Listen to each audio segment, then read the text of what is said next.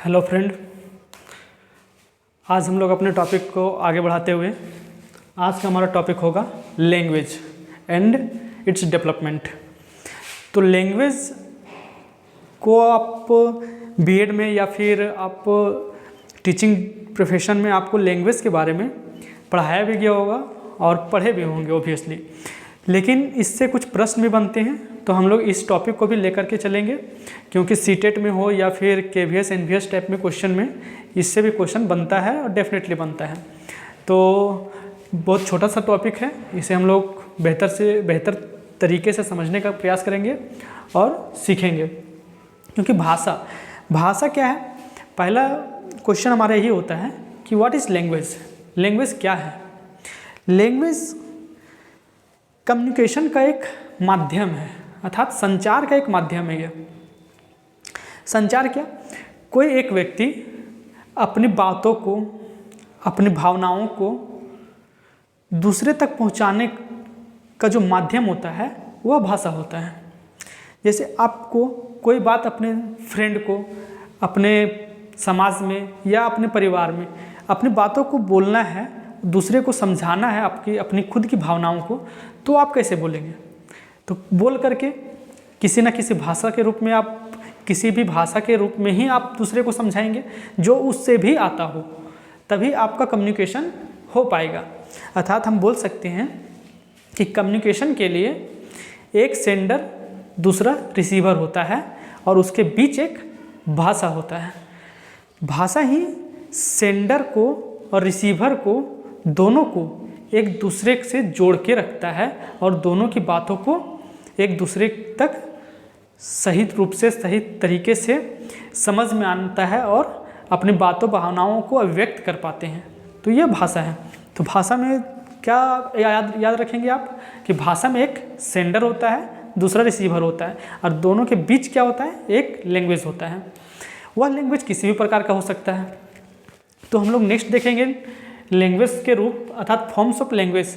आखिर हम अपनी बातों को, भावनाओं को दूसरे तक किस किस रूप में हम पहुंचा सकते हैं, क्या क्या उसका तरीका होगा, तो वो भी हम लोग देखेंगे।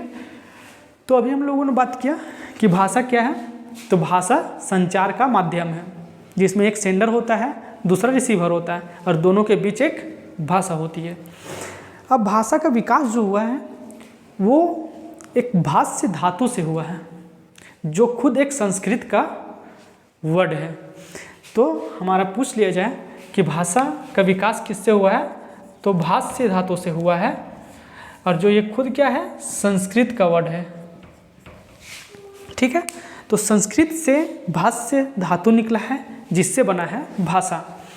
तो भाषा का विकास हुआ है किससे, भाष्य धातु से। नेक्स्ट हमारा होगा भाषा के रूप, अर्थात हम अपने बातों को, अपनी भावनाओं को, अपने विचारों को दूसरे तक पहुंचाने के लिए भाषा का प्रयोग करते हैं। तो भाषा क्या कोई एक फॉर्म में होता है? नहीं, भाषा का मिलने 3 रूप होता है जिससे हम अपनी बातों को दूसरे तक पहुंचाते हैं। पहला क्या होता है, लिख करके, अर्थात भाषा कैसा हो गया, लिखित भाषा के द्वारा भी हम अपनी बातों को समझा सकते हैं। अगला होता है मौखिक, अर्थात वर्बली हम बोल करके भी दूसरे को समझाते हैं।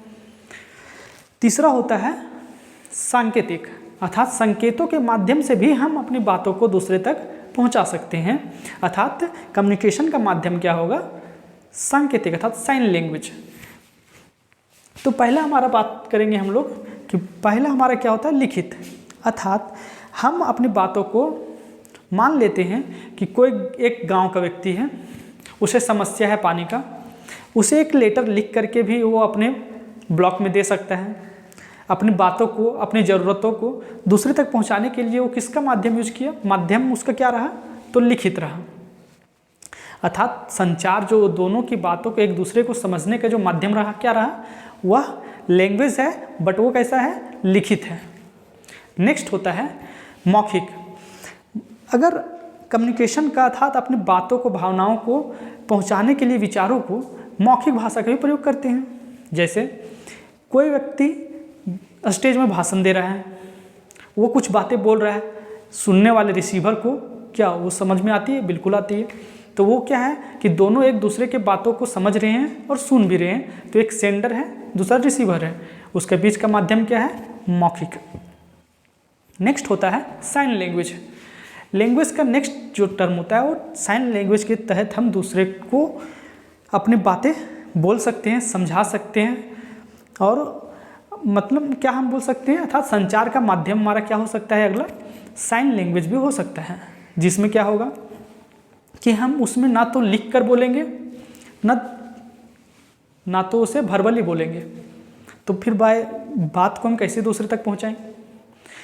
तो हम उसमें साइन लैंग्वेज का भी प्रयोग किया जाता है, जैसे समझाने के लिए, और ऑब्वियसली समझ में भी आता है। जैसे कक्षा में बालक है, पीरियड के समाप्त होने के बाद तुरंत ही बच्चे शोरगुल मचाना शुरू करते हैं। तो उसमें से क्या होता है, एक बच्चा बाहर होता है, बाकी सब बच्चे मज़े में अपना अंदाज में पूरा शोर मचाते हैं। कि एक बच्चे को बाहर क्यों खड़ा किया जाता है कि तुम मुझे संकेत दे देना कि टीचर एंट्री करने वाले हैं, सभी लोग शांत हो जाएंगे। तो देखिए वो क्या करेगा, जैसे ही टीचर आएगा वो क्या करेगा, तुरंत एक बार दो बार चुटकी बजा देगा, ताली बजा देगा। तो क्या हो जाएगा, वो ना तो लिख के बोला, ना मुख से बोला, ना लिख के दिया, ना मुख से बोला, वह क्या किया, साइन प्रकट किया, और दूसरे बच्चे समझ भी गए। तो ये क्या हुआ, संचार का कैसा माध्यम हुआ? यह हुआ हमारा सांकेतिक। अगला इसको और भी बेहतर से समझ सकते हैं हम लोग कि कुछ बच्चे होते हैं, व्यक्ति होते हैं जो गूंगे होते हैं। तो क्या वो जीवन नहीं जीते हैं? बिल्कुल जीते हैं। उनके लिए जो संचार का माध्यम होता है, अर्थात कम्युनिकेशन का माध्यम होता है, वह लैंग्वेज होता है उनका साइन लैंग्वेज। क्योंकि एक बच्चा जो गूंगा है वह भी अपनी बातों को, भावनाओं को प्रकट करता है, लेकिन वह किस प्रकार से प्रकट करता है? साइन के द्वारा, और दूसरे व्यक्ति को समझ में भी आ जाता है। तो हम इसका माध्यम का बोलेंगे, यह माध्यम होगा साइन लैंग्वेज। तो यह हमें समझ में आ गया होगा कि भाषा के रूप क्या है, फॉर्म्स ऑफ लैंग्वेज 3 होता है। एक मौखिक होता है, लिखित होता है, और नेक्स्ट सांकेतिक होता है।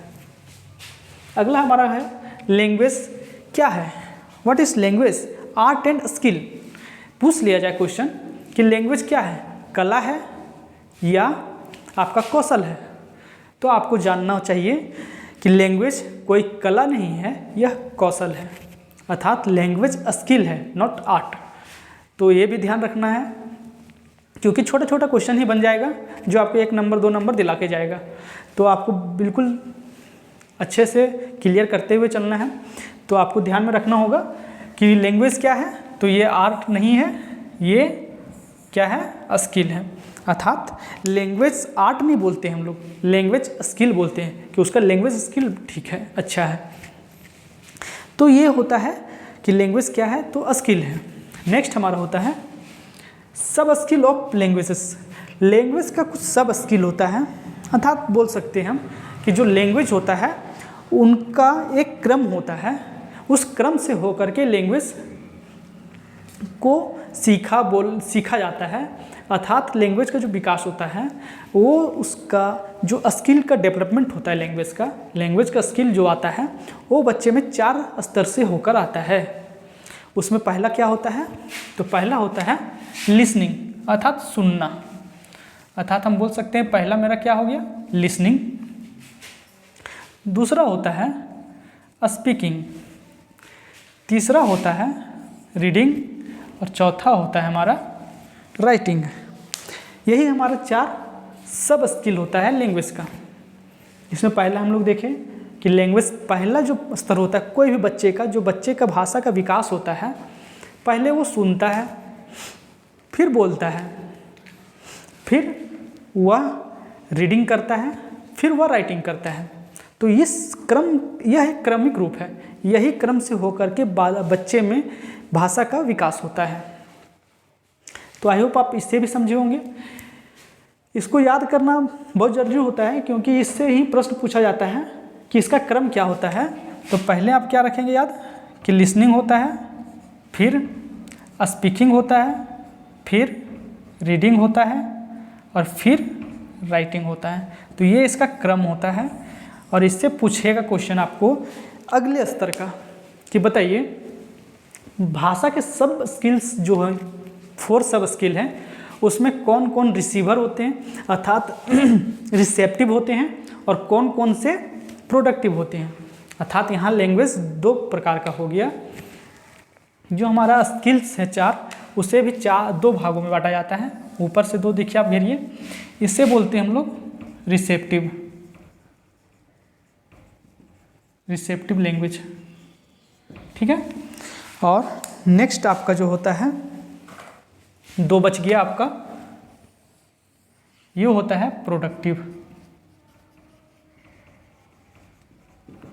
Productive language.